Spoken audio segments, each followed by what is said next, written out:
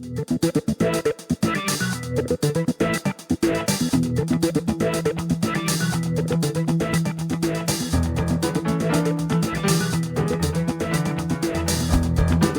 are listening to the SDSU podcast presented by the East Village Times with your hosts Andre Hagverdian and Paul Garrison.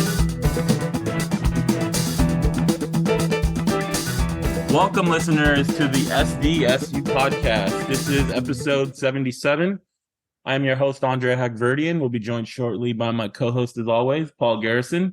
Today's episode features an interview with Martinez, the San Diego State head coach of baseball. After Coach Martinez took over the program, he had a lot of success early on, but the last two seasons have been disappointing. A lot of Aztec fans have expressed their concern over the baseball program and its lack of improvement over the last 2 years.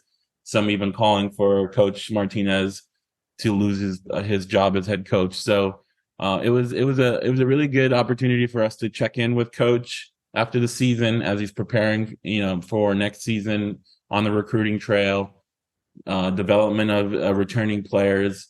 Obviously, he expressed the same concerns about how the last two seasons have been disappointing and how he, along with the players, can work to improve for next season and beyond.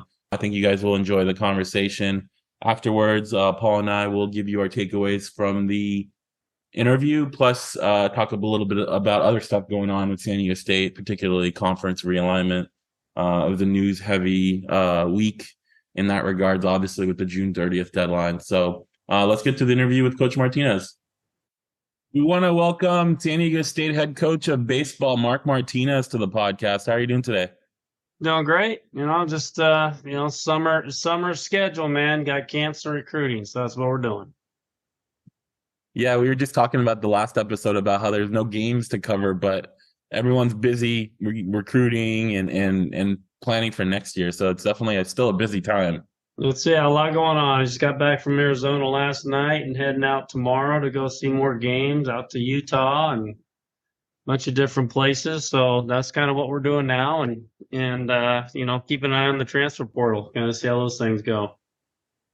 Yeah, this season that just ended was kind of a tale of, two sides of the coin. You guys won the Mountain West regular season title with an 18-11 conference record, but the overall record was under 500, 24-29, and you ended up losing the first two games of the conference tournament. How do you, as the head coach, look back on, how that season unfolded? Well, I think disappointing, to be honest with you, even though we did, co-champions. I think we didn't pitch well at the beginning of the season. Our bullpen kind of failed us, and then really they kind of carried us in the back end, and then our hitting, especially kind of our main guys, our experienced bats kind of failed us down the stretch, and the guys that, we felt like we could rely on, the older dudes in our lineup. Some main dudes just didn't perform, kind of almost mirrors the Padres a little bit. We were really bad with runners in scoring position. Really the last 20 games, we won by pitching the last 20 games. We lost early because we couldn't hold leads. And so it felt like it was like two different seasons. That's how the records reflected, is that, when you play inconsistently in both those areas at different times, your record's going to reflect that, and so we felt like we're swinging a bats great early in the season, and we couldn't hold leads in the 7th, 8th, and 9th inning. And then we kind of got that thing corrected, and our bullpen and our pitching kind of carried us the rest of the way. But heck, we just couldn't get runs across the board. We couldn't create some points. Despite that overall record, it was still a 7.5 game improvement from the prior year, where you had a really young team. For Aztec fans that are clamoring for an improved product, improved record, what areas of improvement have you seen in the last 2 years that can spur your success next year and beyond?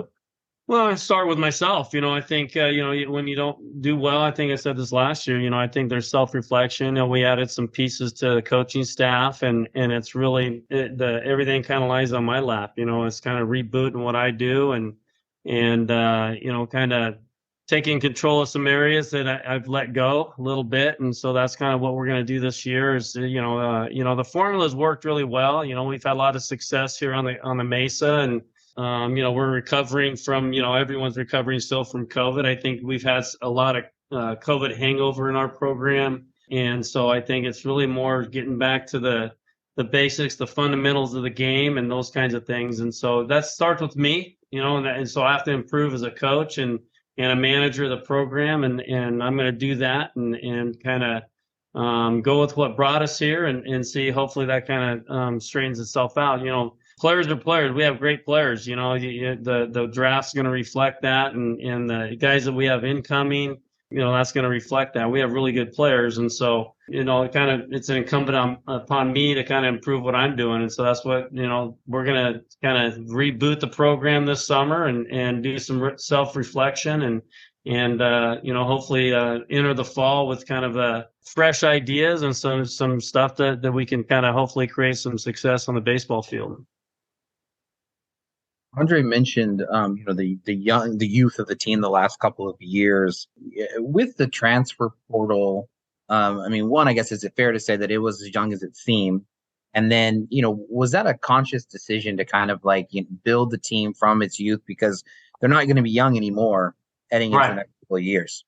Yeah. And so there's a method to the madness, and it's one of those things you're battling, obviously transfer portal, and we can talk about that in a minute. But, I think our baseball program here at San Diego State was the success was built on culture, and it was built on growing young people into their roles throughout time. And there's growing pains with that, and it's one of those deals where, there's ebbs and flows of what you're doing. And at the same time, we're creating really great baseball players, great human beings. We have 6 big leaguers currently, and, we're going to have a lot of guys drafted. But at the same time, for us to be successful here at San Diego State, culture is paramount, and that's kind of how we built it. And we're going to continue to lean on that culture. It's a tough love approach from the coaching staff. It's doing things the right way. It's making sure that our young men are great teammates. So that's the formula we feel like that has done well for us in the past. We're going to continue to lean on that and on top of that, and guys that are like-minded. And I think that's the other thing that we're out there recruiting kids that are hungry to play the game, hungry to get better and develop, but at the same time have a focus in the classroom, and their focus is definitely going to be to perform exceptionally high in the classroom. We had 27 scholar athletes this year out of 35 guys. That's really good. And we want to bring those kids in that want to graduate from college at the same time and realize their dreams as they're here as well. So diving down a little bit more into that, 2021, you finished 30-16. From 2013 to 2018, you're the only D1 team to win 5 conference tournament champions in 6 years. What works so well in that culture that you're trying to recapture as you move forward? Well, I think it's just, again, what I just said. It's recruiting like-minded kids, and I think that's probably the biggest thing is when we go out there, we make no bones about the expectations, the standards that we have, not only on the baseball field, but really in the classroom, and we have a plan in place for our kids to accelerate their graduation time, knowing that they're going to get drafted their junior year. So they're close to graduation when they finish their tenure, and they do sign as juniors, and they're more apt to come back. And we're having success with that. And I think that's probably, you're recruiting those types of kids. They're driven.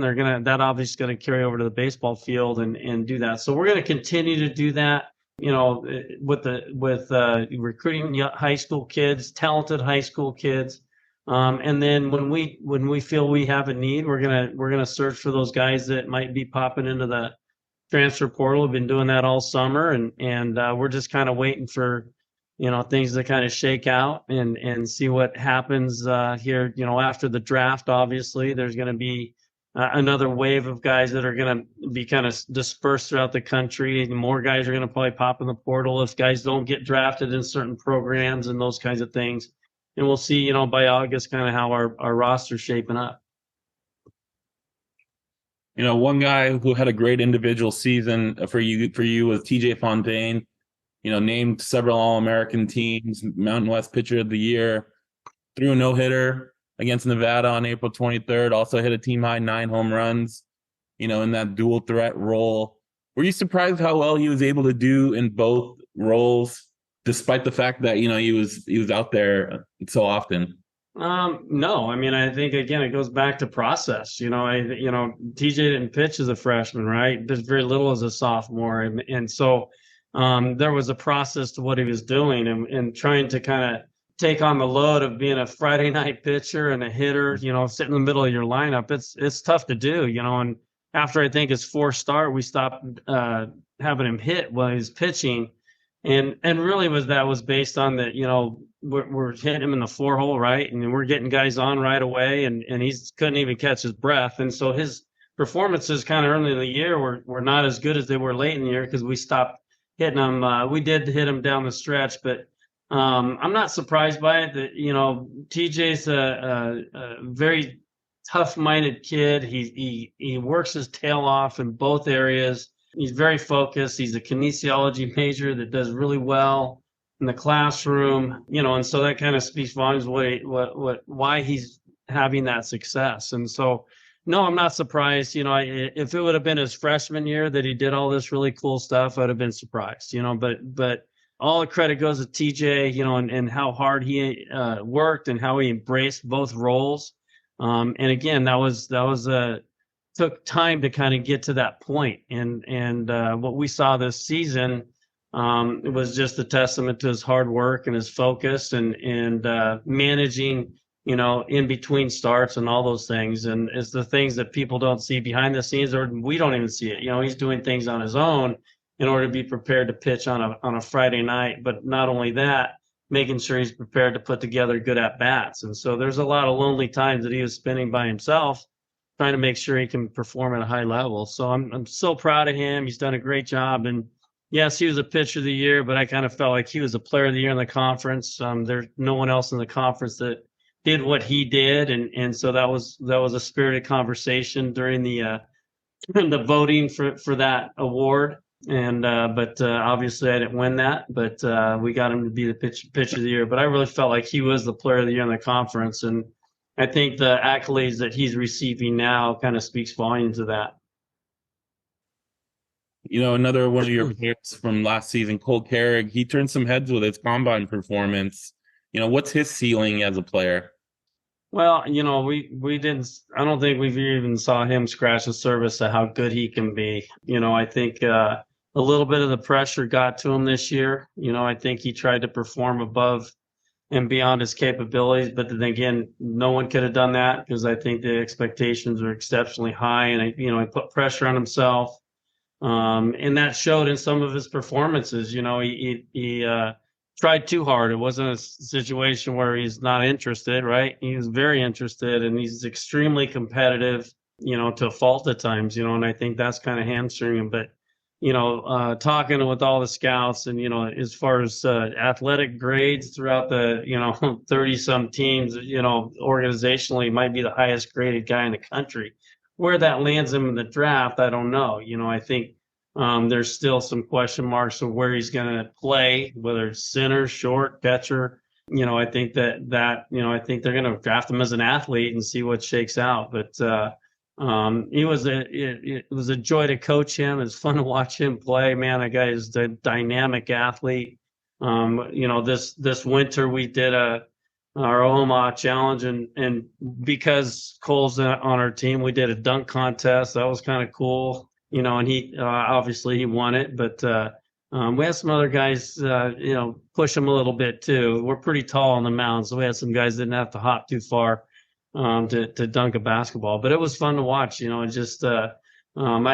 wish he would have been able to kind of rewind, go back and replay this season and play with a little calmer head, because again, I think his failures are really based on the fact he was trying too hard. I mean, it's just, and he cared too much, and by no means was that selfishness. It was, he wanted to perform well for the team.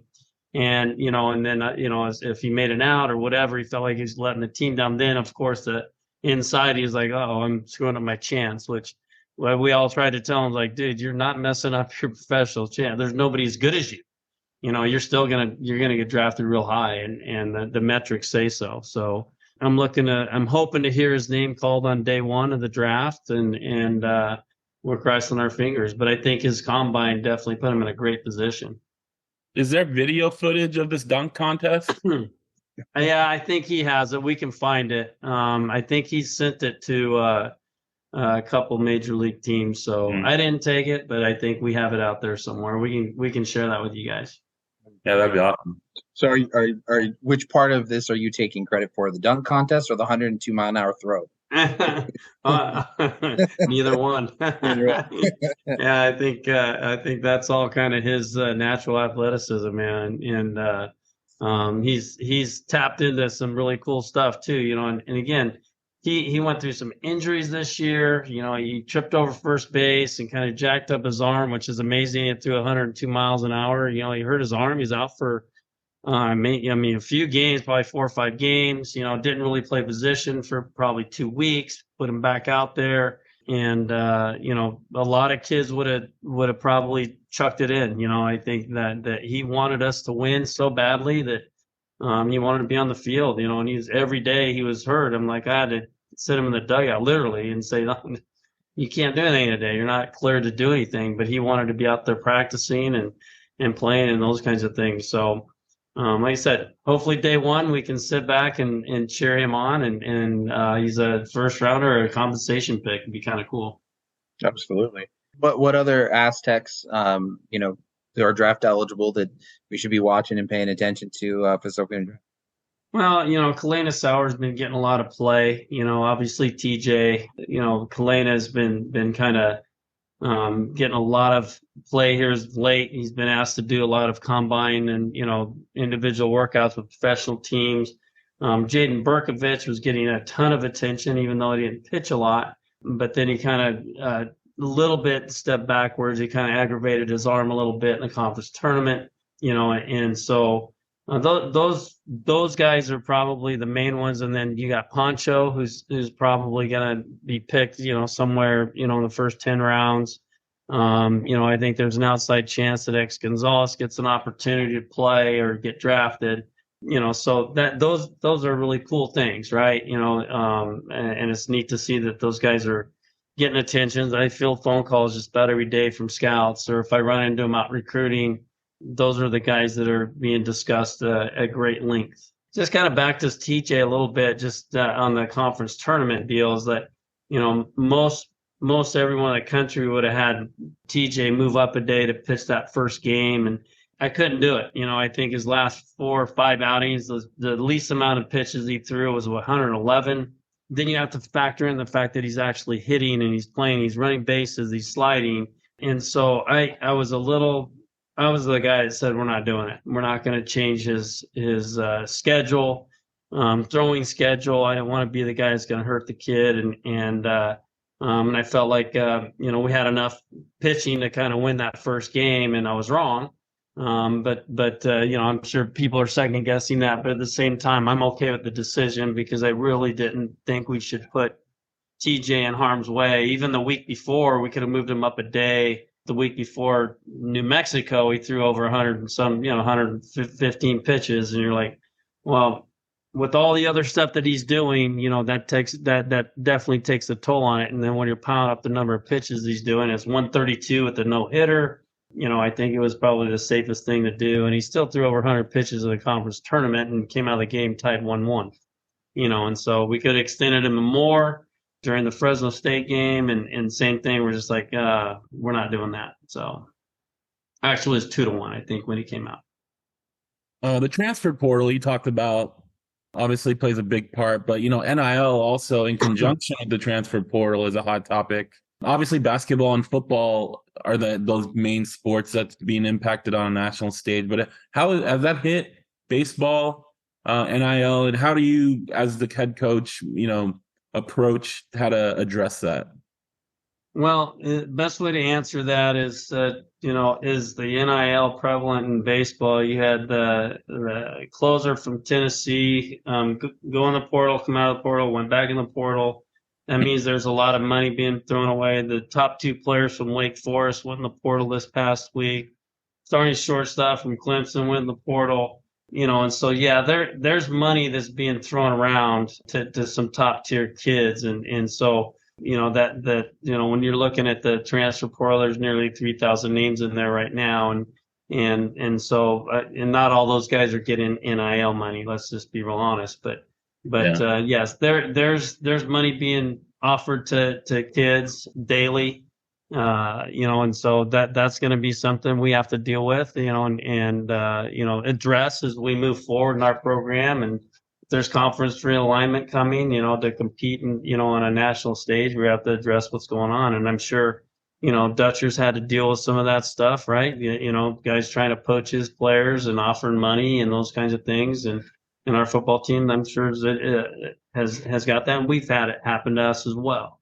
And so, it's just part of the game. It's the nature of the beast. And I don't know if it's really going to slow down. I think it's just going to continue to move at a very fast pace. It's going to take years for it to kind of calm down.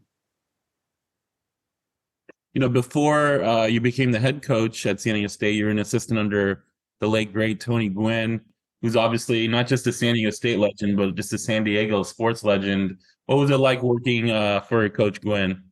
Felt blessed to just have the opportunity to meet Coach Gwynn before I even came here. I had an opportunity to stand around the batting cage while he was a volunteer coach and talk hitting and really cool stuff like that, and learn just by that, and so just being blessed to have that opportunity change the trajectory of my career. And then lo and behold, a couple years later, Tony's calling and asking if I wanted to come over to San Diego State, and just got really, really lucky. And so what was it like? I think that the best way to answer that is I don't think I've ever heard anybody say anything bad about Tony. And I'm one of them, and it's his legacy here at San Diego State and the city of San Diego with the San Diego Padres is really based on his character, not that he could hit a baseball.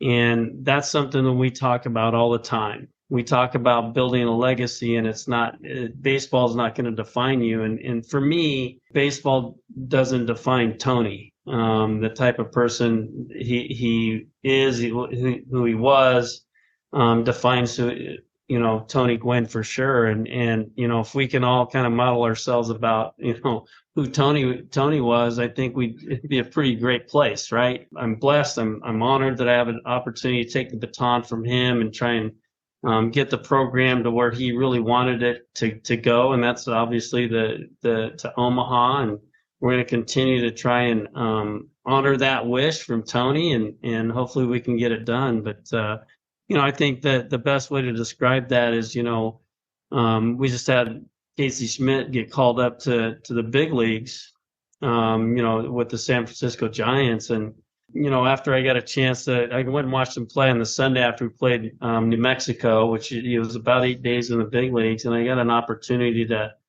meet some of the other players. And it was amazing to kind of hear, Brandon Crawford tell me that, part of the reason that Casey's here is because they really wanted him they wanted him up in the big leagues, not because he's a good baseball player, but he's a great teammate.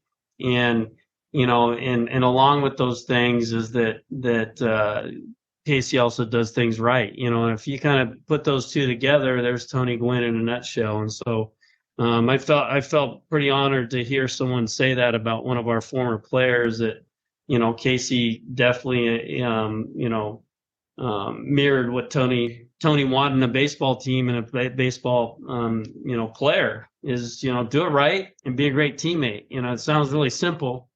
It is hard, to do things, the right way 100% of the time. And I really feel like Casey's having that opportunity because he kind of he went after that model. He embraced it, and that's kind of what we preach here. Casey, I think you mentioned there's 6 Aztecs in the major leagues. I mean, what does it do when you've had so many guys, especially of late, be able to move through the minor leagues and then into the professional ranks? Well, it's just I don't know if validation is the right word. I think one of the things that I can tell you is that only a couple of those guys were drafted out of high school. I think it says that we we're kind of doing the right things to kind of prepare them for that next step. And it's really up to them after they leave here to kind of, stay on course and learn from other people and turbocharge what they're doing. And feel like all those guys have done that. When you got a David Hensley signing for $1,500, I think that says that, some of the stuff that he might have learned here might have translated to have him get that opportunity to get a World Series ring. That's kind of cool, man. Absolutely. Yeah. So I don't know if it's validation. It's more, it tells you, to kind of stay on course, stay with what we're doing. Don't get too weird. They'll try and reinvent the game, use all the bells and whistles that are, at our fingertips, but at the same time, understand that, process is important and hard work pays off, and do it right and be a great teammate. I think those things definitely put you in a great position of success. And all the boys that are, I say boys, all the young men that are in the big leagues, that those guys all exemplify that, and whether it's Sebi Zavala or Alan Trail or Ty France, Steven Strasburg, those guys, it's really cool to see them, turn on TV and see him playing. It's really cool. Greg Allen, he's hurt, but he's getting playing time with the Yankees. Got traded to the Yankees, and lo and behold, he's playing every day, and then he gets hurt. But I'm just so proud to say that those guys played in our program, and that's another part of my summer as I try to get out and see them all play. I'm planning to go see Sebi here soon. Alan actually just got moved down to the minors just a couple days ago. But I can always go to Albuquerque and watch him play AAA too. So, but I am doing that. So I got to see Ty earlier. I've already seen Casey, headed up to see Sebi Chicago here at the end of August. Already kind of got plans to do that. Continue to kind of go, just sit and enjoy, watch them play. So speaking of being a teammate, we had Ryan Hopkins, Stacy, new Dennis on the podcast, and they talked about how, having all the coaches in one office building and how that works for just a unique feature of the athletic department. I mean, from your perspective, could you speak on just the teamwork and the camaraderie that exists amongst the entire athletic department? It's really cool because this time of year maybe not so much, but you see the coaches every day, and it's not just talking about sports. I think that's what's you talk about family and things that are going on outside of the soccer program or the baseball program or the lacrosse program and softball, those kinds of things. Obviously, it's a sounding board when we don't feel like things are going great. So we can, it's like everybody does in every office, and not that anyone's going to get anything corrected from there, but it's an opportunity to share ideas and share hardships that you might be having within your program, and maybe learning from one of those other coaches that how they dealt with maybe a situation that was similar to ours. But it's cool to kind of see them every day and celebrate their successes and hurt when they don't finish the deal. It was hard to watch the softball super regional. I really felt like they had the team to get to the World Series. And it was just hard to watch, just heartbreaking. And everyone felt that, because we felt like, that first night is like, okay, that we're going to do this, because that team was good enough to play in Oklahoma City for sure and do some damage there. So, I didn't even watch probably the last 4 innings of the last game. I couldn't do it. So I just, hard to watch, but it's kind of cool to give Brian Dutcher a hug after they make a huge run or celebrate the opening of Snapdragon with Coach Hoke and Stacy and everybody. It's really cool to be around everybody, and it's a family. And like I said, it's not just sports all the time. And I think that's probably what I appreciate more than anything is that they always whether it's Ryan or Kylie White or anybody just asking about family. And I think that's really cool too, that everyone kind of cares about each other, and that definitely creates a united front, and I think that builds an athletic department. And I think that's part of the reason we're seeing some of the success in all of our sports. whether it's golf winning a conference championship and being a stroke away from going to, the finals of the golf championship. I mean, it's unbelievable to watch. It's really cool. I mean, speaking of family, what was it like coaching your son this year? Well, it was fun. I think he got pressed into service. He played great at times. He didn't play so great at times. I think it's, again, young freshman. What I'll tell you is that I'm proud of him because he handled it probably better than I did. I think it's really hard to be a coach's son going in the locker room and you have all eyes on you and how you're going to act as a young person. And what I'm most proud of is he infused himself in the locker room. Obviously, I feel great about, what kind of teammate he is, what kind of leader he's becoming. Those things are really cool to watch, and again, putting him in and, opening day at Arizona State, and he get, his first hit of his college career is a double off a guy who's probably going to be drafted in the top 3 rounds. Kind of cool. And he had some great moments and he had not so great moments. So he's has a lot of growth to do. He's still got to earn a job. But what I think he did well this year is kind of infusing some energy into the program when we really needed it on the defensive end and the offensive end. And beyond all that, he loves San Diego State. He loves the college life. He loves going to football games, basketball games, going, meeting other people. And so he has a lot of friends that are outside the baseball program that says a lot about, his character and kind of how he's dove in 2 feet. He's a scholar athlete, doing really well in school, but it's been a lot of fun. And I've been telling him all summer he's out playing right now. And I said, hey, you're going to have some competition, brother. You're going to have to come in ready to go. And we have some new blood coming in, and so he's got his work cut out for him, but he's not afraid of it, and we'll see how it kind of pounds out. Got to earn a job. Last question for you, Coach. You mentioned conference realignment earlier, obviously, and the impact that could have on all the sports. You spent nearly 2 decades at San Diego State, so you've seen a lot of change, a lot of development. Can you talk a little bit about that growth and what the future holds for the department? Well, this athletic program, this university has transformed unbelievable since I've come on campus. It's over 100,000 people applying to school there, and there's a reason behind that because not just the athletic facilities, but the university itself is transformed into a destination place to come. And when people come here on orientation, not official visits, orientation, they want to come here, man. It's a really cool place to work, but obviously to go to school. And so, I think that transformation happened organically. And then the last few years, you start to see that, we're building a new stadium and putting us in a position to transition into a bigger conference. And, credit to go to, all goes to our administration, JD at the front of that, President Delatorre, putting us in a position to hopefully get that invite at some point, in the next couple of weeks, cross our fingers.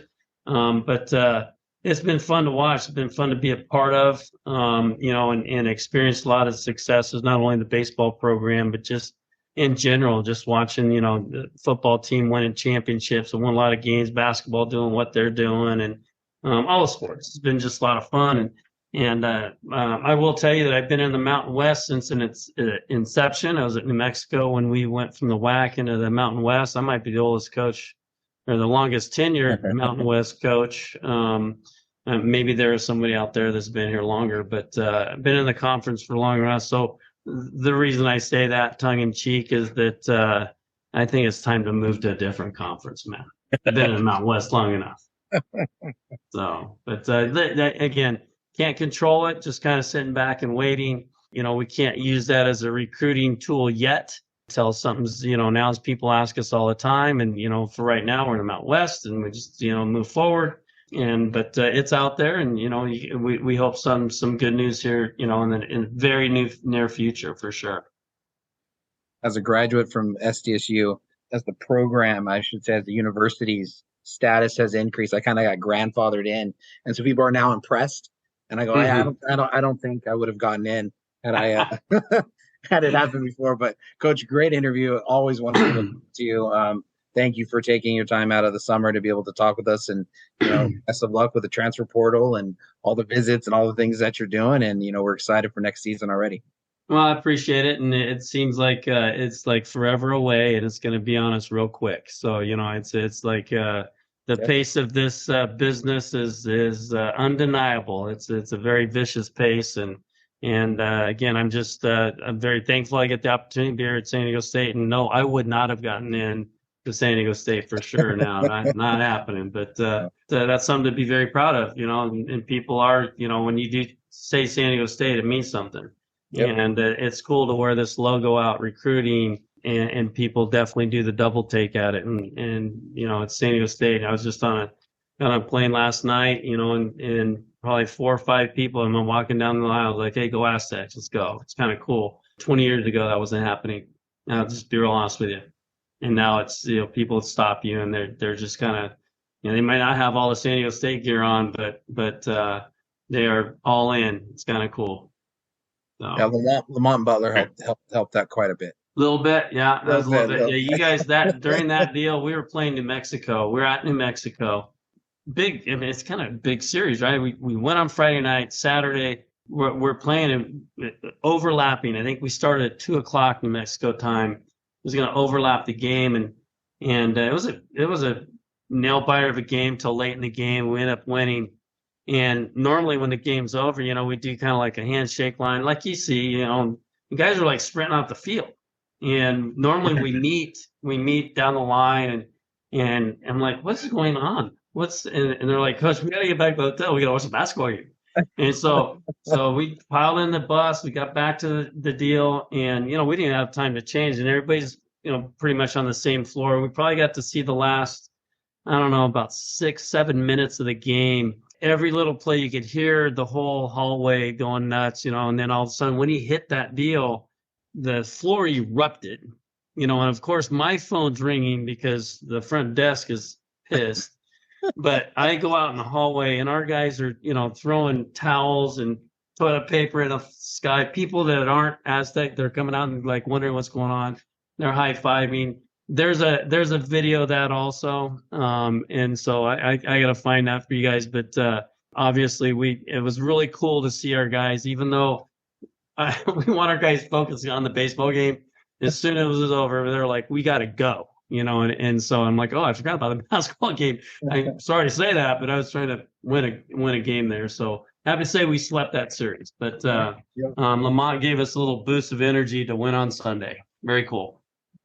Great story. Awesome. Great Thanks story. again, Coach. Enjoy your summer. All right, guys. Thank you. Have a great summer. We'll talk to you guys soon. Take care. Welcome back, guys. That was our interview with Coach Martinez, San Diego State baseball head coach. Paul, what were your takeaways from our conversation with Coach? Well, just starting off, I was really impressed with his comments about Coach Gwynn. I know I've shared this idea before, but I kind of have the philosophy and the belief that all of us are going through life kind of like a boat. We leave a wake wherever we go, and one side of our wake is kind of our professional accomplishments, and the other side of our wake is the people that we come in contact with. And for Coach Martinez to speak about Tony Gwynn and to say, well, this guy's a Hall of Famer, but his legacy is not baseball. And I think that's pretty powerful, and I think it's just something that we should all aspire to. Yeah, absolutely. I think the main thing I took away from him is, his self-reflection of what he has done as a coach. We talked about this on the interview. Like once he took over, he was part of a very successful program. They were the only team in Division I that won their conference tournament 5 times in a 6-year span. But the last 2 seasons have been disappointing, and I think a lot of Aztec fans, some of them are calling for his job, and I'm sure he's heard some of that as well. His reflection as what he can do as a coach, first and foremost, see what he did wrong or what he can do better, improve on that, and then help his players improve on that moving forward, I think is critical. What he said about with TJ Fontaine, not moving him up to start the first game of the tournament because to him he thought that was unfair to TJ and potentially could harm him and his arm. That's taking some of that criticism on himself. It's just interesting as the program moves forward. If and when they get that Power 5 invite, we still think it's a when, not an if. How they're going to do, because as you can see by the record, they won their conference regular season. They had an 18-11 conference season, but I believe they had a 6-15 non-conference record, something like that. And when you're going to move up and play Pac-12 teams, that's not going to cut it. That's going to put you at the bottom of the standings. The baseball program is at a position right now where they need to make improvements quickly, as the changes within conference realignment are coming up. And I think that going back to his handling of TJ Fontaine, that's been a hallmark. That's been a part of the program since Coach Gwynn was a part of it.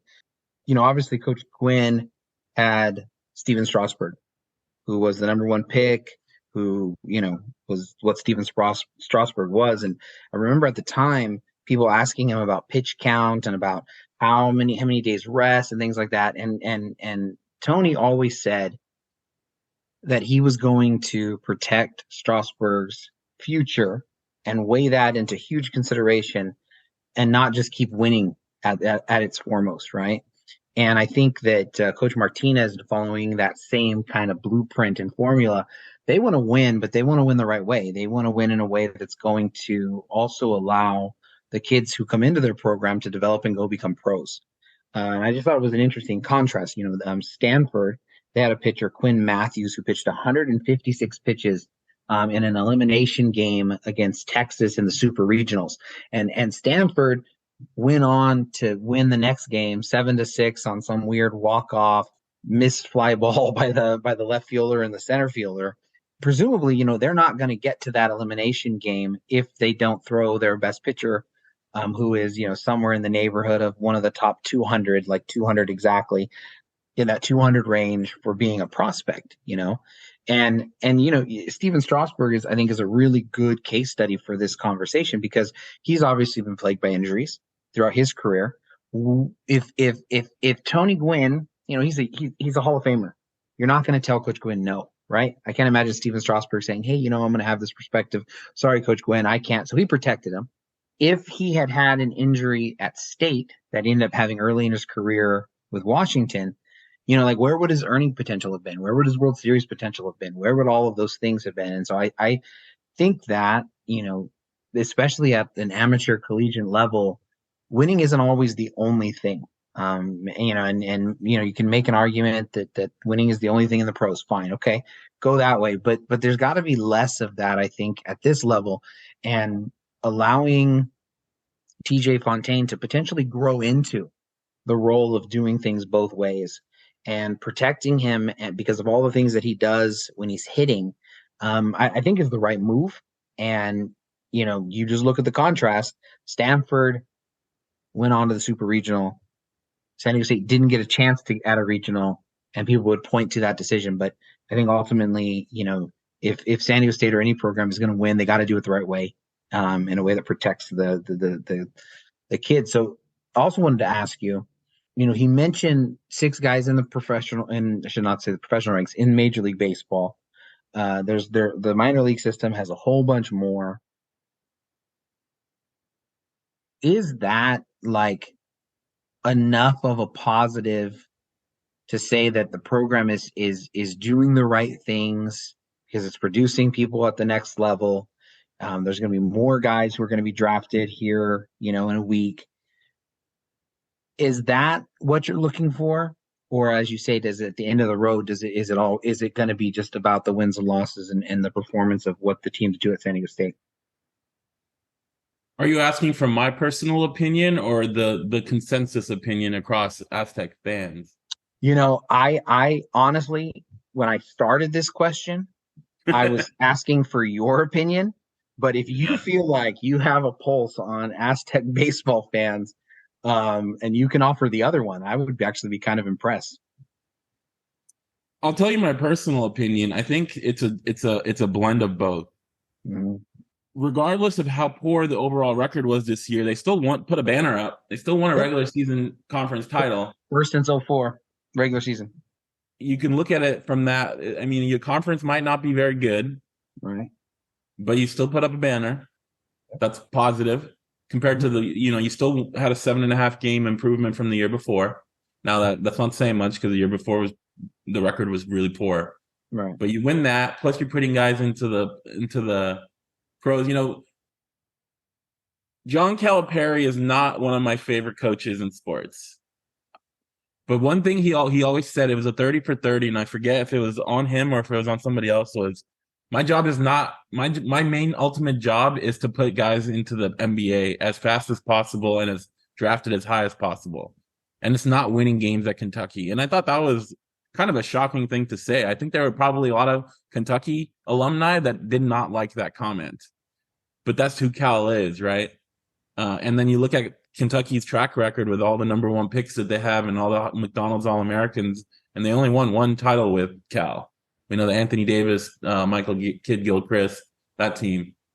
Obviously, San Diego State's not at the Kentucky level, but I think putting guys into the pros and having that program get more notoriety, like Casey Schmidt when he came up, I think he had a big first couple days. And I remember watching MLB Network, and he's on all over the highlights, and they're mentioning San Diego State, and I think that's really good.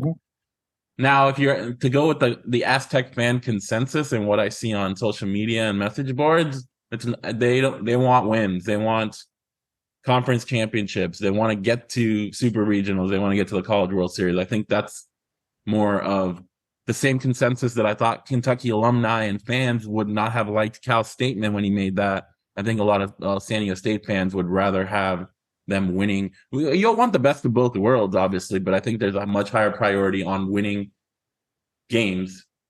Yeah, I think that my understanding is the same as yours. I would say that it's more along the lines of why can't you have both, right? And I think that as you said, and I think that's one of the interesting parts of it, because those middle of the order bats this year, Pancho Ruiz, Cole Carrig, TJ Fontaine, they didn't deliver those 400 seasons, hitting 400 in a season, or just those tears that they probably needed to be able to carry the rest of the lineup. At the beginning of the year, it was really top heavy, and they were scoring a lot of runs up in the first 5-6 batters, and then after that they weren't, and it was like, okay, well, this is what the season's going to be like. And all that happened is this, the bottom of the order got a little bit better, but the top came down quite a bit. And so I think that's the other piece of it is that if you're going to have top end guys who are going to be drafted, like Carrig, first round, second round, who's going to be able to have guys, multiple guys in the top 10 rounds of the draft in consecutive years, right? You have to, what's the right phrase? Those guys got to deliver, right? If you're building it on, it's the same thing for Kentucky. Like, if you're going to build on, let's get these guys to the pros, well, they got to be good enough, not just for their potential, like, Russell Westbrook at UCLA, who did nothing at UCLA, but on his potential was drafted really high. And so I just think that's, going to be that's going to be what they need to look for. That's going to need what they're going to be trying to figure out. Anything else from Coach Martinez I want to touch on? Yeah, one comment he made that kind of sparked, got me thinking, was we were talking about conference realignment and about how going to the Pac-12, hopefully in 2024. And he said, we can't use that as a recruiting tool yet. Oh, yeah, I did want to mention that. Yeah. First thing I thought is, well, nobody told the football coaching staff that, right? Because we know that they've been using that as a recruiting tool to recruits probably since like last fall, or late, early winter. And I just thought, like, maybe that's the smarter play that the baseball staff did is, we're not going to use that until it's a done deal. And not that we think that the football staff has egg on their face just yet, because there's still a lot to play out. June 30th coming and going isn't necessarily a done deal and what's going to happen. But as you wrote in your, follow-up article, that you talked to some of those 2024 guys, and they're all still committed to the Aztecs regardless of the news. Now there's still 6 months, 5.5 months to signing day, so a lot can change. But I just thought that him making that comment versus what we've heard from the football side was funny to me. No, but also interesting. Yeah, and you go back to them like all sharing an office, and if they had conversations about how to approach it and things like that. I will say that the way that recruiting is, and the seasons and stuff like that, and the way that works, you go and you sign a class, and then they come in the following year. I think may also have a piece of that. It is interesting because what do you do if you're the Aztecs, right? I mean, what do you do if this is something that can help you in recruiting, especially at a time when other things are happening like NIL, conference realignment, and it's just, I don't think that there's necessarily a right way or a wrong way to handle it, right? It's just going to be, the proof is going to be in what takes place and what happens. And to your point about the football staff, I think the real way to be able to see the effect may not be, the 6, 7 commits that they have right now go, but what does the other half of the class look like? The guys who have signed, or have committed, I should say, they're really top recruits. I mean, these are athletic wise, these are Power 5 commits. They're at that level. And if the rest of the class kind of tails off from that, then you could see that potentially this news may have had an impact. The flip side of it is, and this is, I guess we can now change and kind of move into the conference realignment conversation. Roger, I think that's a perfect segue, right? Big news with conference realignment. Mark Ziegler from the Union Tribune came out with an article today giving a little bit more detail to this ongoing saga with the Mountain West and San Diego State. And I don't know, at first glance, I'm trying to really see how anything has changed. A week ago, it was the same thing, right? San Diego State sent a letter, said, "Oh, we're part of your conference. We didn't actually resign." And then the Mountain West said, "No, you have in fact resigned." Then on June 30th, which I guess that's the difference, right? Because there's that deadline. Went and said, "No, we're part of the Mountain West." And the Mountain West response was not, "Hey, great, we'll take $34 million if you decide to go to the Pac-12 in 2024. They said, no, you can't give us $34 million. You have to give us 17 because you're already out. And then, according to Mark Ziegler, they said, we're going to have a meeting in 3 weeks to try to determine what's going to be happening with San Diego State going forward and the Mountain West. Sounds an awful lot like an article that I wrote a couple of weeks ago. It sounds an awful lot like what we talked about in the last podcast. But I think, the bias of wanting to be right can often cloud your judgment. So I want to ask you, Andre. I want to ask you now. Again, here's the rules. Here's the rules. You can't respond that they're just stupid. Okay, that's the rule. The rule is that you can't just go and say, like, the Mountain West was really stupid twice in a row because they saw that what they did and then they redoubled down on it. You can't say San Diego State was stupid in sending the original letter, like they couldn't figure out what was going on. So let's first start with the Mountain West. What do you think their end result is, assuming that I'm wrong, which is okay? Assuming that I'm wrong, what is their end result? Why would they push back again from San Diego State and say, you're out of the conference? It's hard to comprehend the thought process because that just means they're stupid. No, I'm trying to rationalize their response, because twice, if they believe that San Diego State is going to leave the conference in the next couple weeks, once the Pac-12 gets a media deal, and then sends a formal invite to San Diego State, and San Diego State accepts, and then turns around and says we're leaving and we need to pay an exit fee, it behooves Mountain West Conference to say, yes, you haven't left yet. You gave your notice after June 30th, and therefore you owe $34 million. The response, according to Mark Ziegler, this past weekend, was that no, we don't accept your letter that says we haven't put our notice in, and that you have already put your notice in. Tells me that they would only owe $17 million if they wanted to exit in 3 weeks. The skeptic in me would like to say that the Mountain West knows more than we do and potentially knows about the Pac-12 either imploding, meaning teams are looking to leave out of the 10 original members that are left before expansion, or that the TV share money is going to be much, much lower for San Diego State in year 1 or 2 or 3. So the skeptic in me would say that the Mountain West knows some information that is not publicly reported, and they actually don't expect San Diego State to get an offer, a viable offer, to leave still and pay the $34 million, or want to pay the $34 million to leave. And they're playing hardball because they know this information, and they know that San Diego State doesn't have anywhere to go for 2024. That would be the only potential thing I can think of that why the Mountain West would have this stance. So I followed this forward as well, came to that exact same conclusion, but I'm still trying to figure out the end game.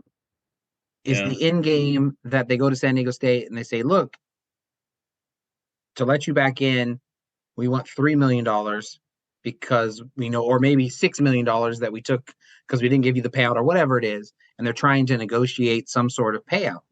Yeah. The issue, I think, with that is if San Diego State doesn't want to do that, they go to court, and aren't they expecting a judge to say, while the litigation is pending, we're going to assume that San Diego State is not part of the conference, right?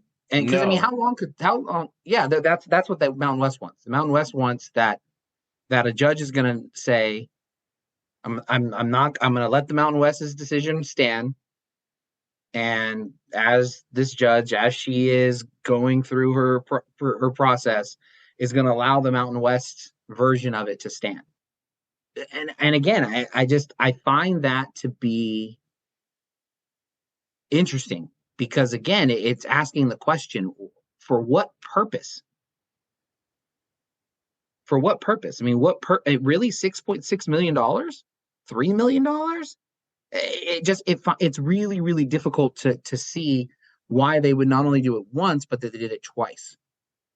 Based on my experience in the contracts world and in court cases that I've read, studied, been part of, whatever, I don't see any judge that would grant the Mountain West the argument that San Diego State has left the conference. The original letter is up for debate, but there have been at least two letters since then that San Diego State has said, no, we never gave formal notice. We intend to stay in the Mountain West before the deadline of June 30th. Right. If those letters came after June 30th, then I could see a judge saying, no, I'm going to go with whatever correspondence was before June 30th, and I'm going to say your first letter did say you're leaving. But they've followed that up multiple times before June 30th. So I honestly don't see any. And I say this because I've seen a lot of biased judges in my life in many careers that I've been on. So it's hard to say 100% of judges would have this argument. Completely. But more often than not, a rational judge would look at these set of facts and these letters and say, San Diego State may have sent this an original notice that might have been interpreted as them leaving, but they have clarified since that before the due date and they have technically not left the conference. Or while this litigation is pending and we're figuring it out, they need to behave as if San Diego State's part of the conference. Yes, that would be my interpretation, and that's how I think a rational judge, and I use the word rational because, again, I've seen crazy judges out there. No, I love the line. Do you know what the middle name is of every judge in the world is? God. Yeah. Dude, in my past lives, I've seen some crazy judges' decisions that are so devoid of logic and rationale. So that's why I always different podcasts. But yeah, no, there's always the caveat. But again, it's running that gauntlet. It's running that gauntlet for what? I mean, that to me I don't know. That to me is the hard part. And again, if it's like, okay, San Diego State sends this letter and it says it's, assuming that they intend was the word I saw, and effective, and the Mountain West pushed back and said, no, you've done it now. Cool. You've read it wrong once. San Diego State comes back and says, no, that wasn't our intent. You go and you say, no, that's your intent. That's what it is. They do it again. And now for a third time, you're doubling down on whatever it is that you've done. I cannot imagine that, I don't know, that they would be that unintelligent three times. Because again, I'm trying to figure out what the outcome is. I mean, are they going to go and tell San Diego State again? Yep, you're out of the conference. And now the Aztecs sue, and they're probably in the conference, as you said. Or for the 1 year that they're figuring all of this stuff out, the 1 year that they're arguing about being in the conference, San Diego State is in the conference. That makes sense? And then the litigation is resolved in 2027 or something like that, which is how this stuff works. Then you appeal it, and then blah, blah, blah, blah. And again, I feel like they would know that. Okay. So but I can't think of another reason that would not be the case other than what you've described. Okay. How about San Diego State? Let me say one thing. If the Mountain West thought that San Diego State was just delaying the inevitable, waiting for their formal offer that they expected to come and that they would accept at the end of July, Mountain West would prefer to decline. But that's not what they did. To agree with San Diego State that they did not resign before the deadline. 100%. And therefore, if they resigned from the conference July 22nd, let's say, hypothetically, one day after Pac-12 Media Day, then you get great, San Diego State, you owe us $34 million. It doesn't seem that hard.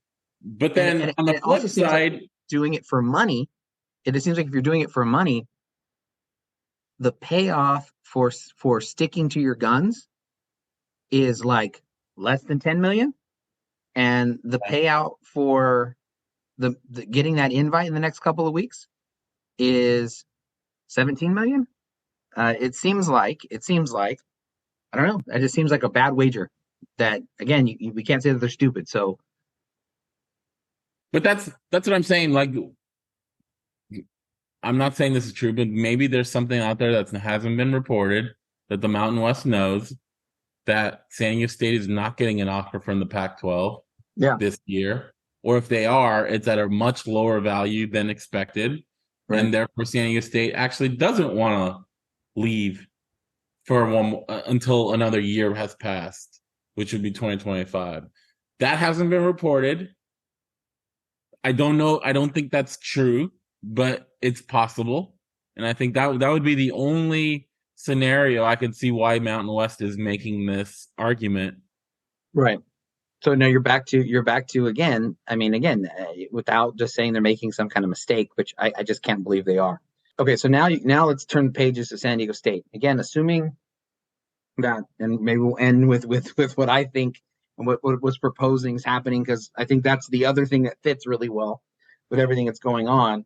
San Diego State, with the original letter that they sent out, you can't say they're an idiot. Why are they trying to do that? I mean, I think the original letter was multiple reasons to put them on notice. I think to ask for an extension because what they were hearing from the Pac-12 was that we're not going to have a deal done by the end of June. It's probably going to be closer to mid or late July. Yeah. and your offer isn't going to come until after that, you're not going to be in a position where you're going to have a formal invite by June 30th. That would be my take. Yeah. No, and I can completely see that. I know that there's kind of this idea out there that somehow that was like a weird thing for San Diego State to do. And again, I'm trying to understand if that was San Diego State's intention. Seemingly, if they were trying to figure out a way to, I just don't think that that's like this horrible tragedy. Well, Even with the let's response. this whole semantics on wording and letters, right? If that original letter, instead of saying we intend to resign from the conference effective June 30th, Right. said we are exploring options to accept an invite to another conference Right. before June 30th. However, the terms of that deal is going to pass June 30th, and we want an extension without having to pay double the fee. That language may have been a little bit more less controversial, I guess. Yeah. But like to me, it honestly doesn't. I mean, it's all semantics, wording, and letters that obviously lawyers are going to involved with. But like to me, it doesn't. A lot of people think that just like egg on San Diego State's face for that original letter. I don't really buy that, honestly. If they get an invite on July 21st after the Pac-12 deal, and they're able to secure and negotiate some sort of an exit fee that's reasonable for them, that original letter means absolutely nothing. We'll see how it plays out, but I don't necessarily. There's multiple scenarios that could play out, and like there's probably very little, or maybe one scenario, worst case scenario, where that original letter could backfire on them, but I don't necessarily see that coming to fruition.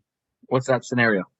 If they don't get an invite, and the Mountain West continues to assert that they've exited the conference, and that come 2024 they have no conference affiliation. That's the worst case scenario, right?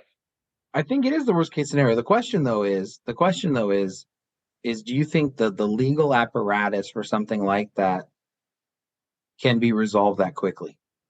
No. Well, if it's not, typically what happens is you go with what the original conclusion is until a court comes in and reverses it. And the Mountain West would have the initial right to say that you have left the conference and you are no longer part of the conference. San Diego State would in turn need a judge to come in and say Mountain West's interpretation is incorrect and San Diego State actually needs to be reasserted.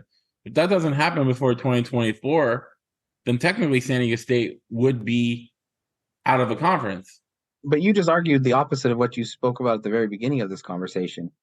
Wouldn't the judge go and say, until this litigation is solved,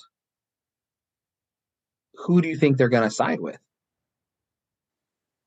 Because I think what San Diego State would say is not necessarily, I think they would ask for two things: an injunction saying the Mountain West ruling on this has to be stopped per these things until there is a resolution where the arbiter or whoever it is gets to decide.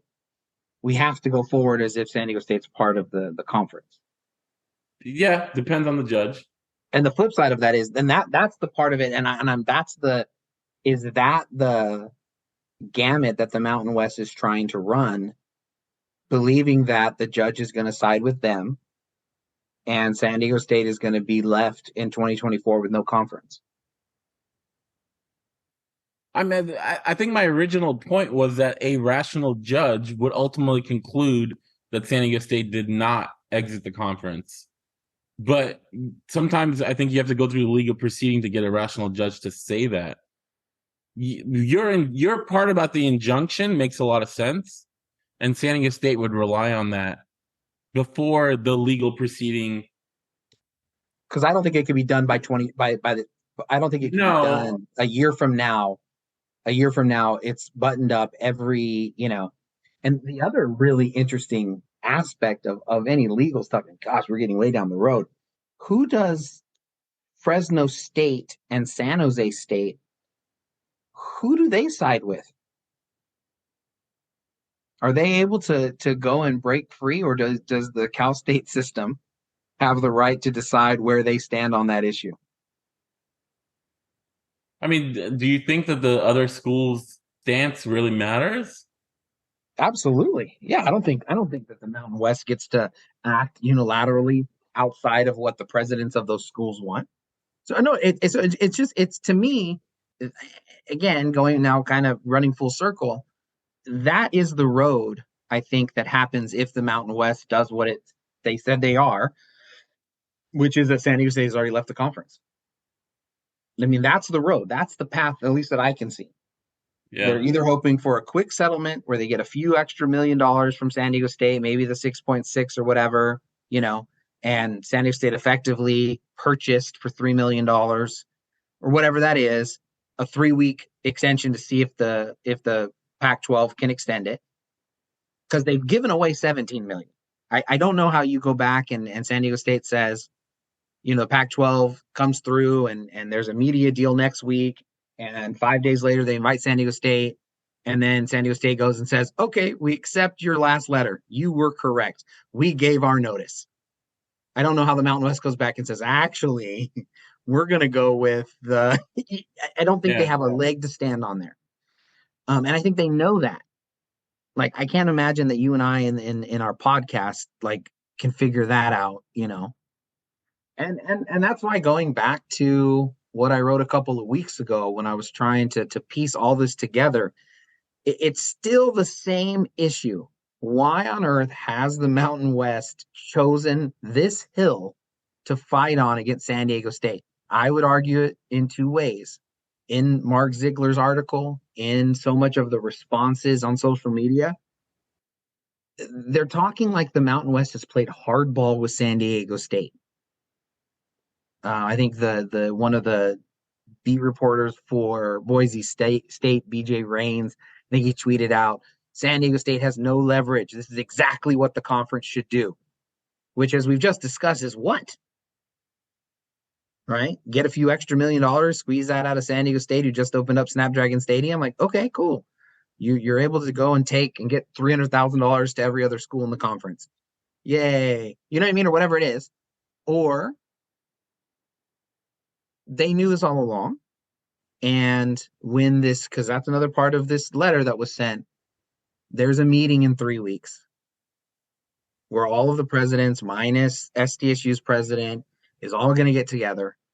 And I would argue that still the most plausible scenario in all this is that they've given SDSU an unofficial extension. That the Pac-12 has a couple of weeks to figure this out. If they do, great. If not, maybe San Diego State says, we promise to be here until 2025, or we promise to be, gives a little bit of an extra year or whatever that is to be able to get into the conference and they move forward like that. I don't know, man. After seeing this for a couple of weeks, man, where do you sit? I follow your logic, and I agree with it. Whether San Diego State did nothing on June 30th, vice what happened, they send the letter, Mountain West responds. I think we're back in the same position as we were on June 29th. Yeah. They literally didn't have to send any letters. Right, yeah. Except it just gives another media week of look how tough the Mountain West is. Ooh. I think one of the things you brought up to me offline that I think is an important thing, because I think a lot of people are now thinking San Diego State's not going to pay the $34 million to leave in 2024, even if a Pac-12 offer comes this month, versus staying until 2025, is the net financial results from those scenarios. I don't know if you want to elaborate on that, but I think it makes a lot of sense that if San Diego State is able to get a really viable, decent substantial offer from the Pac-12 to be there in 2024, it may not necessarily be a net negative to still leave and pay the exit fee. Yeah, and it's such a hard thing to talk about now in light of what the Mountain West said, because I don't know how this works, but I guess let's say San Diego State, they come back to the conference and they get an invitation in October, and they want to initiate it and they're ready to go and they're ready to move on. I think the money, because again, money is the only reason why you would stay in the Mountain West.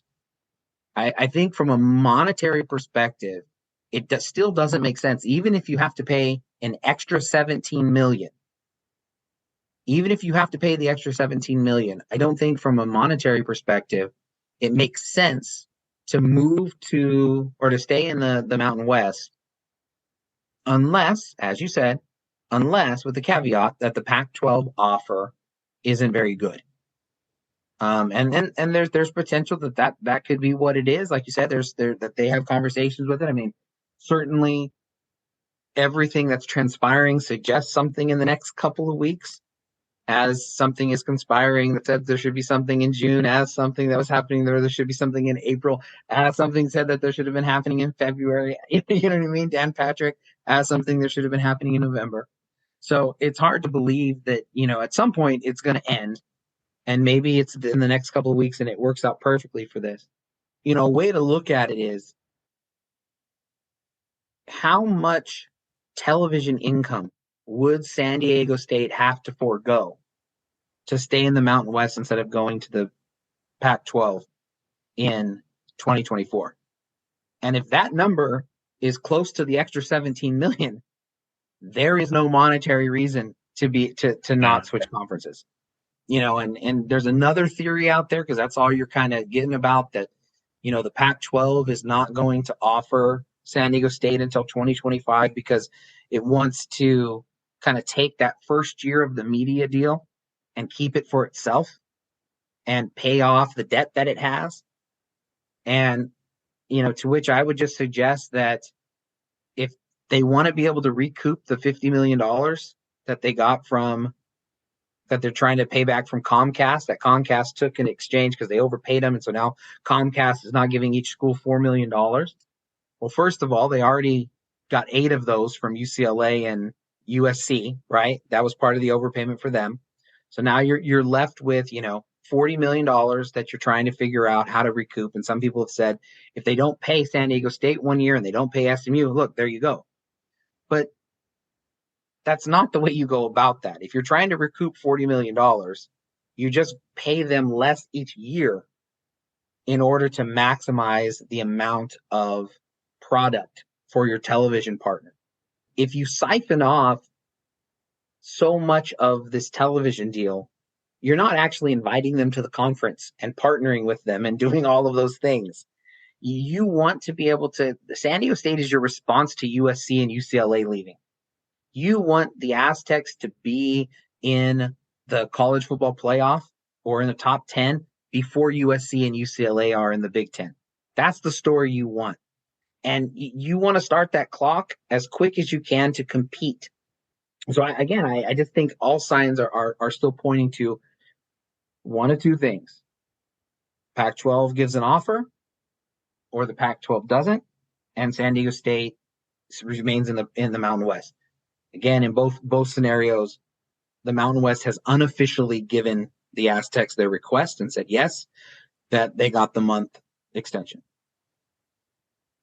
Just to add on to your comment, like if a 2024 Pac-12 offer came along, right, it would be the 17 million that San Diego State has to pay as part of the exit fee, additional 17 million, right, plus the 6 to 7 million that they would be giving up for being part of the Mountain West in 2024. So you're looking at about a 23 to 25 million number.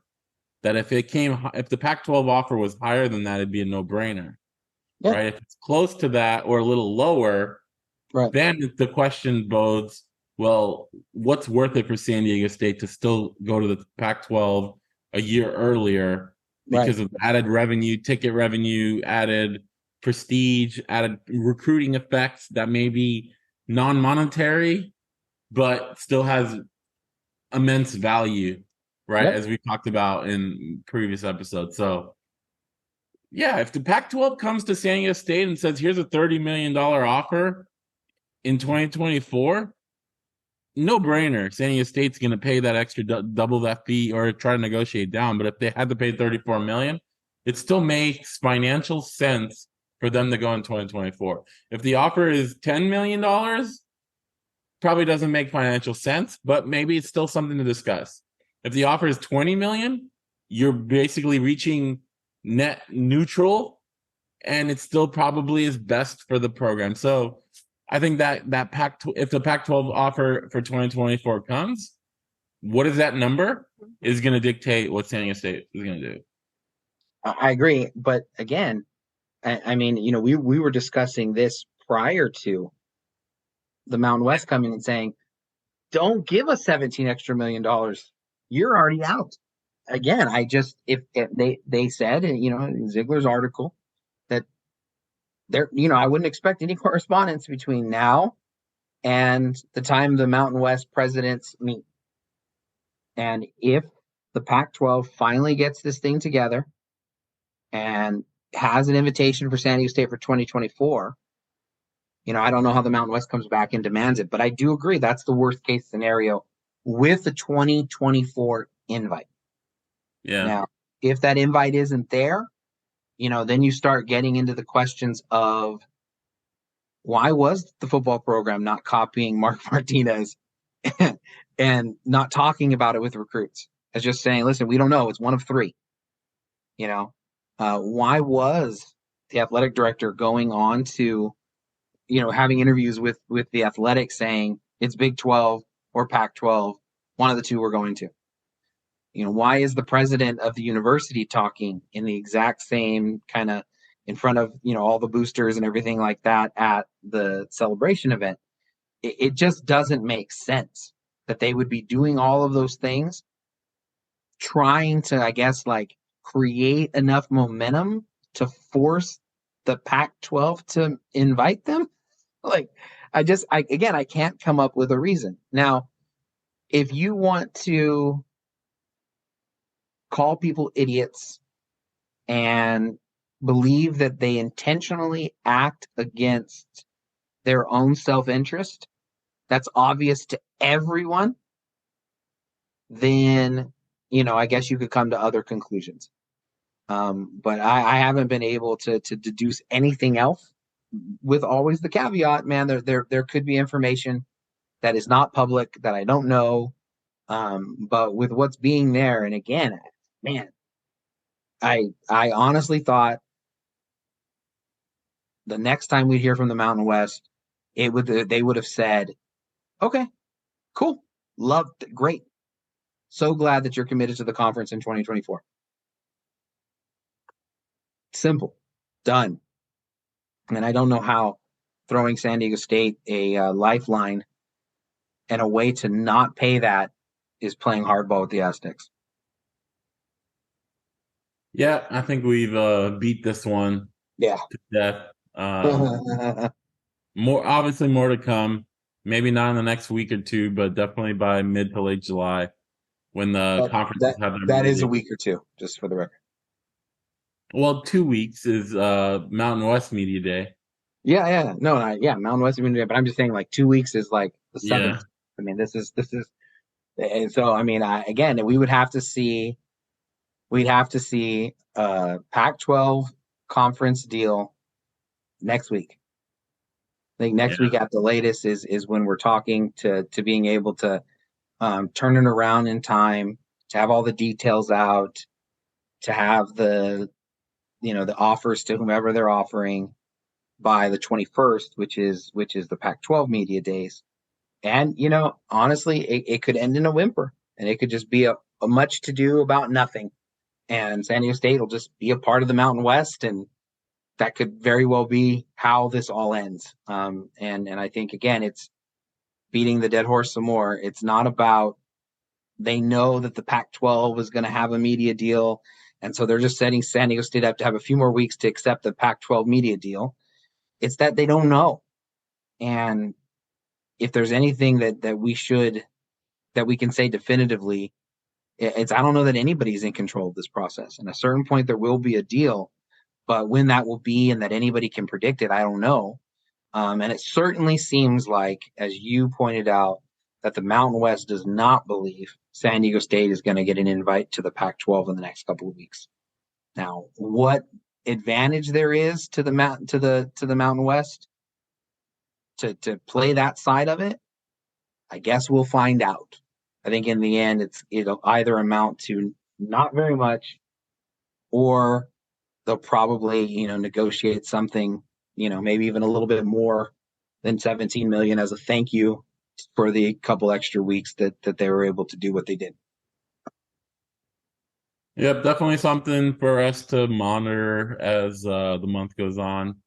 That's going to do it for us. Thank you guys for listening. Hope you enjoyed the interview with Coach Martinez. Hope you enjoyed our discussion about this latest saga of conference realignment.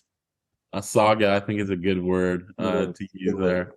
Thank you, as always, listeners, for liking, subscribing, following on all your favorite platforms. We appreciate you guys tuning in, as always, and we'll talk to you next time.